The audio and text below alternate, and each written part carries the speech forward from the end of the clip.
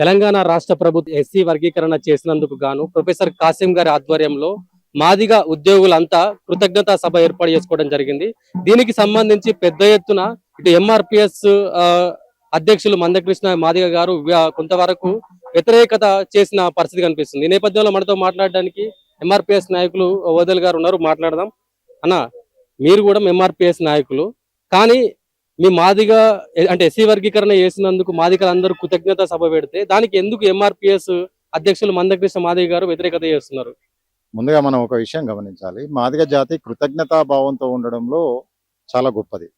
ఒక సాయం చేస్తే అది జీవితాంతం గుర్తుపెట్టుకునే జాతి.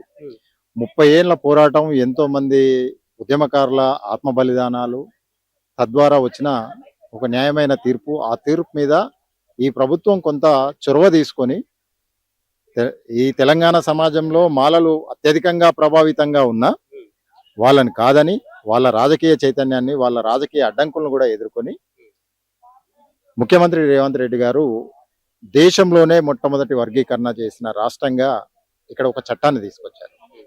ఈ చట్టాన్ని తీసుకురావడంలో మాదిగ సమాజం ఏం చేయాలి తీసుకొచ్చినందుకు అనే ప్రశ్న ఎదురైనప్పుడు, ఖచ్చితంగా ఈ సమాజం బాగుకోరి ఆయన ఒక ముందు చూపుతో ఎన్నో శక్తులను ఎదిరించి తన శక్తి మేర కేంద్రంలో ఉండే వాళ్ళ పార్టీ పెద్దలను కూడా ఒప్పించి, పార్టీ పెద్దలుగా ఈరోజు జాతీయ స్థాయి అధ్యక్షులుగా ఉన్న ఖర్గే గారు కూడా ఈ వర్గీకరణ వ్యతిరేకులుగా కనిపించిన అలాంటి వారిని కూడా ఒప్పించి, ఇక్కడ ఉన్న వివేకు, రాజకీయాల్లో చాలా పటిష్టంగా ఉన్న గడ్డం ఫ్యామిలీ నుండి వివేక్ గారు ఉన్న వారిని కూడా ఒప్పించి మెప్పించి వర్గీకరణకు అడ్డంకులు లేకుండా ఒక చట్టాన్ని తీసుకురావడం జరిగింది. ఈ చట్టాన్ని తీసుకొచ్చినందుకు మాదిగ సమాజం ఏం చేయాలి? కృతజ్ఞత చెప్పాలనా వద్దా? చెప్పాలనా వద్దా?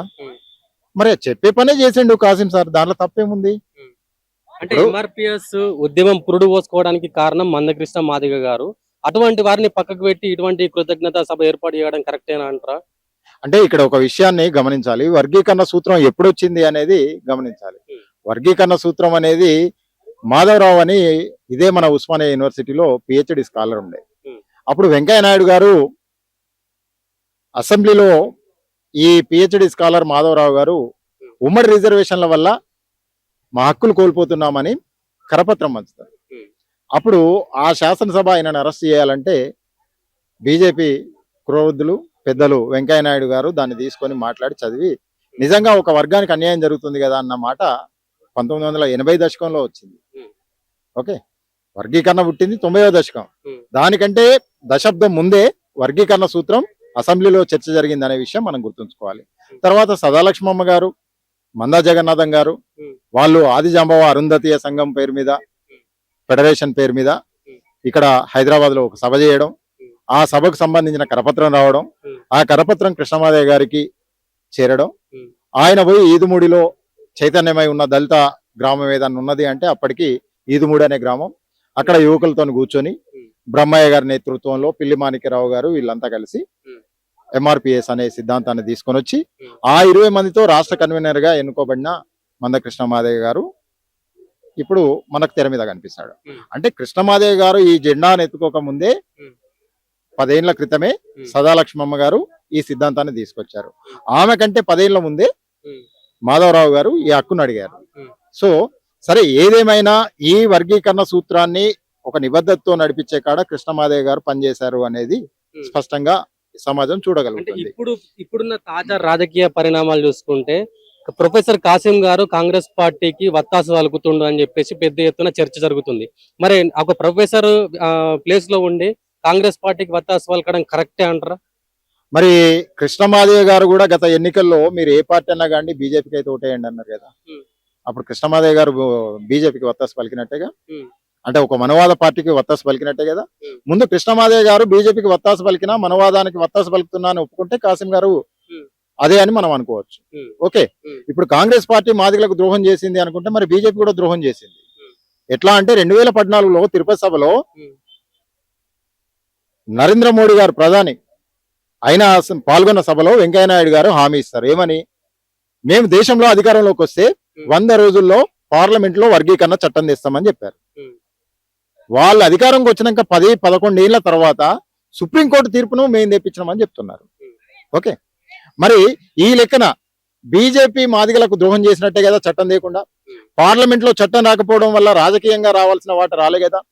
కేంద్ర ప్రభుత్వంలో నియమించబడే ఉద్యోగాల్లో రావాల్సిన వాట మాదిగలకు రాలే కదా. అంటే బీజేపీ మోసం చేసిన బీజేపీకి కృష్ణమాదేవి గారు మద్దతు ఇస్తేనేమో అది రాజరికం. లేదు, మాదిగ ఉద్యోగులకు కొన్ని సమస్యలు ఉన్నాయి, వాటిని వ్యక్తపరచాలి.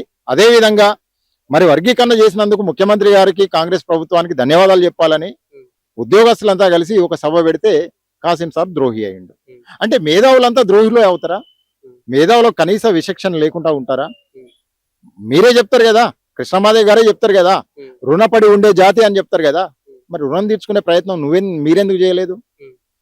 అంటే మేము అడిగిన రిజర్వేషన్ 11, ప్రభుత్వం ఇచ్చింది 9% కదా. ఏ రకంగా కృతజ్ఞత చెప్పుకుంటారు అనే క్వశ్చన్ కూడా బయటకు వస్తుంది. మరి 30 మనం అడిగింది పార్లమెంట్ చట్టం కదా. మరి సుప్రీంకోర్టు తీర్పుకే మనం ఎందుకు సపోర్ట్లు కొట్టినాం? 30 ఏళ్ళుగా మనం బీజేపీని అడిగింది ఏంది, కేంద్ర ప్రభుత్వాలను అడిగింది ఏంది? పార్లమెంట్ లో చట్టం తెమ్మన్నాయి. పార్లమెంట్ లో చట్టం తెస్తే రాజకీయ అవకాశాలు మెరుగుపడేటి. ఎక్కడికెక్కడ రాజకీయంగా మన రిజర్వేషన్ మనకు ఉండేది కదా, కేంద్ర ఉద్యోగాలలో మన వాటా మనకు ఉండేది కదా. కానీ ఇప్పుడు రాష్ట్ర ప్రభుత్వానికే నియామకాలు లిమిట్ అయినాయి కదా. అంటే రాజకీయంగా ఇప్పుడు whole and sole key role ఏంటి? రాజకీయాలు కదా. రాజకీయాల్లో వాటా లేకుండా రాజ్యాధికారాన్ని వాళ్ళ చేతిలో పెట్టి ఉద్యోగాలలో మనం ఉండి చేసేది ఏముంటది కదా. సో బీజేపీ ఏ విధంగా మోసం చేసిందో సరే అన్నట్టే ఇయ్యలేదు కావచ్చు, మరి బీజేపీ ఇచ్చిందా అన్నట్టు? మన జనాభాకు తగ్గట్టుగా రేవంత్ రెడ్డి గారు కాంగ్రెస్ ప్రభుత్వం ఇవ్వలేదు. కృష్ణమాదేవి గారి మాటకే మద్దతు ఇద్దాం. మరి బీజేపీ కూడా చెప్పింది కదా 2014లో మేము అధికారంలోకి వస్తే పార్లమెంట్ లో చట్టం తెస్తాం అన్నది. మరి తేలేదు. తేకుండా మనం బీజేపీని ఎందుకు వత్తాసు పలికినాం? బీజేపీకి ఎందుకు ఓటేయాలన్నాం కదా. ఇవి క్లారిటీ కావాల్సిన అవసరం అయితే ఉంది. ఒకటే ప్రధానంగా చెప్పాల్సింది, జాతి మీద జాతే ద్రోహులు అని మాట్లాడుకోవడం తప్పు. ఓకే, జాతిలో ఎవరికి నచ్చిన విధానంలో వాళ్ళు వెళ్తా ఉంటారు. ఒకరు ప్రభుత్వాన్ని వ్యతిరేకిస్తే మరొకరు ప్రభుత్వానికి అనుకూలంగా ఉంటారు. ఓకే, తద్వారా జాతికి రావాల్సిన హక్కులు వస్తూ ఉంటాయి కదా. వ్యతిరేకించడం వల్ల ఎన్నిసార్లు హక్కులు తీసుకొచ్చినాం? ఇక్కడ రాజ్యసభ ఇవ్వలే కాంగ్రెస్ పార్టీ. మరి కాంగ్రెస్ పార్టీకి మనం ఓటేయమని అడగలేగా. కాంగ్రెస్ పార్టీకి ఓటేయి అధికారంలోకి తీసుకురమ్మని మనం అడగలే కదా. ఆ ఎన్నికల్లో మనం బీజేపీకి ఓటేయమన్నాం కదా. మరి కాంగ్రెస్ అడిగే అర్హత మనకెక్కడ ఉంటది కదా. బీజేపీని అడగాలి కదా. ఇప్పుడు మేము నిలబడ్డం నీకోసం తెలంగాణలో మా మాదిగలకు ఎక్కడి నుండి ఒక నుండి తెలంగాణ మాదిగలకు సీట్లు ఇవ్వండి అని అడగాలి. మరి బీజేపీని ఎందుకు అడుగుతలేము? అంటే ఇలాంటి సందేహాలు సమాజంలో జాతిలో ఉన్నాయి కనుక వీటిని నివృత్తం చేయాల్సిన బాధ్యత ఎవరైతే మాట్లాడుతున్నారో వాళ్ళ పైన ఉన్నది. ఓ విద్యావంతుని కించపరిచే విధంగా మాట్లాడడాన్ని నేను తీవ్రంగా ఖండిస్తున్నా. ఈ జాతి నుండి లేదు, ఇప్పుడు మాదిగ ద్రోహి ఎవరు? ఇప్పుడు ఈ సమీకరణాలను చూస్తే ఎవరన్నా ఈ సమీకరణలను బట్టి మీరే అర్థం చేసుకోండి. ఎవరు మోసం చేసింది? ఎవరు మోసం చేసింది? ఎవరు? బీజేపీ. ఇప్పటికీ మోసం చేసింది బీజేపీనే. 2014లో పార్లమెంట్ చట్టం ఇస్తామన్నది, కానీ 2020 వచ్చే నాటికి అది సుప్రీంకోర్టు వైపు మళ్ళింది. మరి బీజేపీ కదా మోసం చేసింది. 100%. కానీ కాంగ్రెస్ నుండి కమిషన్ పడ్డది, కాంగ్రెస్ నుండి ఉషా మెహ్రా కమిషన్ పడ్డది, కాంగ్రెస్ నుండి. కాంగ్రెస్ వచ్చిన తర్వాతనే ఈ రోజు చట్టం వచ్చింది. బీజేపీ కూటమి ప్రభుత్వం ఆంధ్రప్రదేశ్ లో ఉంది కదా. ముందుగా అమలు ఎక్కడ జరిగింది? తెలంగాణ రాష్ట్రంలో కదా. ఓకే, బీజేపీ పాలిత ప్రాంతాల్లో ఇప్పటికీ వర్గీకరణ చర్చ జరుగుతుంది కదా, సమస్య ఉంది కదా. అక్కడ ఎందుకు జరుగుతలేదు?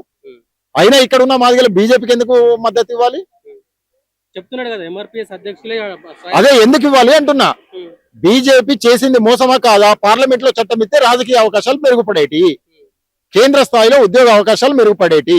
అవి మెరుగుపడకుండా సుప్రీంకోర్టు తీర్పుతోనే సరిపుచ్చిండ్రు. ఇప్పుడు మోసం చేసింది ఎవరు? మోసం చేసిన వాళ్ళ వైపు ఎవరున్నారు? స్వామ్యక్తి ప్రకటిస్తూ చేసిన దానికి ధన్యవాదాలు తెలపడంలో మోసం ఏమున్నది, ద్రోహం ఏమున్నది? ఓకే, ఒక కాసిం సార్ కు నాయకుడికి మధ్యలో ఏమైనా వ్యత్యాసాలు ఉంటే అవి వ్యక్తిగతంగా ఉంటాయి. కానీ మీటింగ్ హాజరైన అందరు కూడా జాతి ద్రోహులే అంటే 5,000 మందిని అవమానించినట్టేగా. 5,000 మంది హాజరైన మాదిగ ఉద్యోగులను, విద్యావంతులను అవమానించినట్టే కదా. అంటే మన బిడ్డలను మనమే అవమానించుకుంటామా? ఇదే మాట కృష్ణమాదిగని ఎవరన్నా అంటే ఊరుకుంటామా? ఊరుకోం కదా. వాళ్ళు కూడా కృష్ణమాదిగ జాతిలో పుట్టిన వాళ్ళే కదా. వాళ్ళని మనం ఎట్లా ద్రోహులు అంటాం? ఈ జాతి మీద పెటెంట్ ఎవరికి లేదు. రాజ్యాంగాన్ని మనం అర్థం చేసుకొని ఉంటే రాజ్యాంగంలో అందరికీ మాట్లాడే హక్కు ఉంది. రాజ్యాంగంలో అందరూ వారి వ్యక్తిగతంగా వాళ్ళ ఆలోచన మేరకు కొనసాగే అవకాశం ఉంది. మరి అట్లా ఒక గ్రూపు ప్రభుత్వానికి ధన్యవాదాలు తెలపాలని ఓ సభ పెట్టుకున్నది. అంత మాత్రానికి రాజద్రోహులు జాతి ద్రోహులు అంటే అది ఎట్లా సమర్థనీయం? రాజ్యాంగంలో ఉన్న మౌలిక సూత్రాలు మీకు తెలియదా?